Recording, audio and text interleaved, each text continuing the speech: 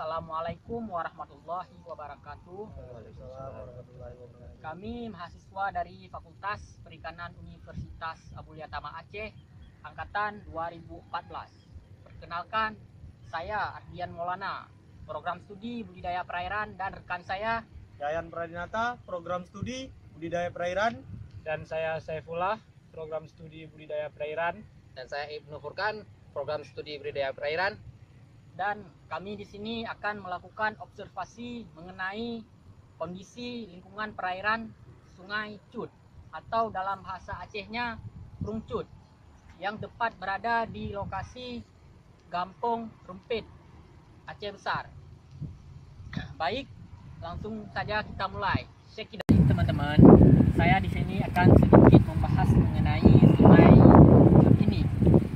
Dan perlu diketahui, Sungai Cut ini adalah salah satu sungai buatan yang dibuat oleh perusahaan Korea Selatan pada tahun 80-an yang bergilir di Lambaro dan bermuara di Alunaga untuk menopang Sungai Aceh. Sungai Aceh dan Sungai Cut ini terhubung dengan alur yang berada di kawasan Lambaro.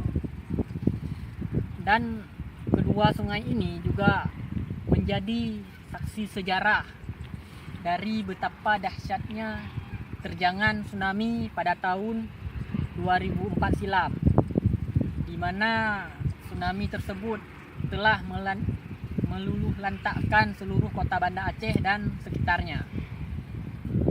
Dan peran utama dari sungai ini yaitu sebagai nadi transportasi dan juga sebagai tempat mencari nafkah untuk masyarakat sekitar di sini. Dan juga tujuan pemerintah membuat sungai ini yaitu untuk mengurangi kebanjiran di kota Banda Aceh dan juga sebagai penghubung antara satu daerah dengan daerah lainnya. Air permukaan sungai ini terlihat begitu tenang dan berwarna keruh, tapi tidak menutup kemungkinan juga bahwa sungai ini sudah tercemar. Nah, bisa kita lihat sendiri di pinggiran sungai ini banyak sekali lahan-lahan yang sudah dimanfaatkan oleh masyarakat di sini untuk bertani, beternak, dan lain sebagainya. Adapun kegiatan masyarakat ini bisa menimbulkan limbah, yang dimana limbah di sini masyarakat langsung membuangnya ke dalam sungai ini. Baik teman-teman, mungkin hanya di sini yang bisa saya jelaskan, dan untuk selanjutnya akan diteruskan kembali oleh rekan saya. Terima kasih. Baik teman-teman, saya akan melanjutkan mengenai bioindikator di perairan Krung Cut ini. Dan bisa teman-teman lihat keadaan Krung Cut ini, banyak sekali sampah. Dan perairan Krung Cut ini juga memiliki perairan payau yang memiliki salinitas berkisar antara 10 sampai 20 ppt. Dan adapun biota atau indikator yang hidup di perairan Krung Cut ini ialah bandeng, nama latinnya Canos, dan ikan belanak, nama latinnya Molgarda syria, dan ikan bulan Megalos saprionos, dan ikan sembilang Eurimus microsep, dan ikan sidat Anguil lipornes, dan udang Lithopenaus, dan kepiting Barakura, dan kerang-kerang seperti tiram dan lain-lainnya. Dan di perairan Krung Cut ini, ikan yang berdominan di sini ialah ikan belanak. Dan juga dapat teman-teman lihat di pinggiran Sungai Krung Cut ini juga banyak masyarakat yang bercocok tanam seperti pohon pisang, kelapa, tebu, dan tumbuhan lainnya. Dan juga terdapat dan juga banyak terdapat tumbuhan liar di sekitar pinggiran Sungai Kerungcut ini. Mungkin ini saja dari saya, mungkin ada manfaat untuk teman-teman. Terima kasih. Baik teman-teman, di sini sedikit saya akan menjelaskan tentang apa yang terjadi di perairan Sungai Cut ini.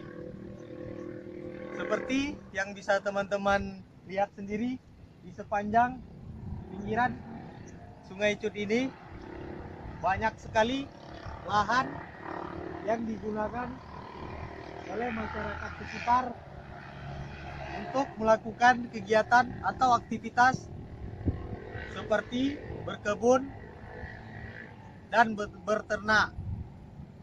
Selain itu juga Sungai Cut ini disalahgunakan oleh masyarakat sekitar untuk buang sampah dan bangkai. Seperti yang kami rasakan di sini, di pinggiran Sungai Cut ini, kami merasakan aroma yang tidak sedap. Mungkin itu seperti bau bangkai. Kemudian itu sungai ini juga dimanfaatkan oleh Pemkab setempat untuk melakukan pengolahan air ini untuk disalurkan ke masyarakat.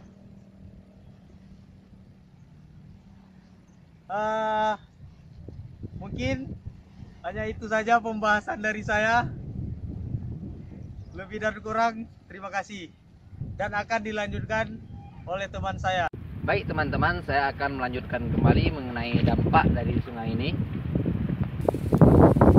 di mana pembuangan limbah pertanian, peternakan, limbah rumah tangga, dan juga limbah dari pasar, pembuangan dilakukan secara langsung tanpa adanya pengolahan limbah secara khusus, yang menyebabkan penurunan kualitas air karena terkandung zat kimia di dalam perairan tersebut.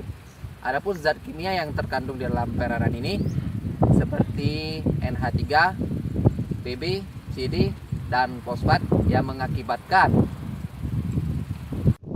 sulitnya biota berkembang dengan baik, dan juga di sini terjadinya keracunan pada biota tersebut. Dan apabila masyarakat mengkonsumsi ikan yang sudah tercemar, maka akan menimbulkan berbagai macam penyakit. Logam berat akan tersimpan di dalam tubuh dan tidak bisa diuraikan sampai menyerang organ tubuh, di mana organ tubuh kita yang lemah. Oke teman-teman, inilah hasil observasi kami hari ini.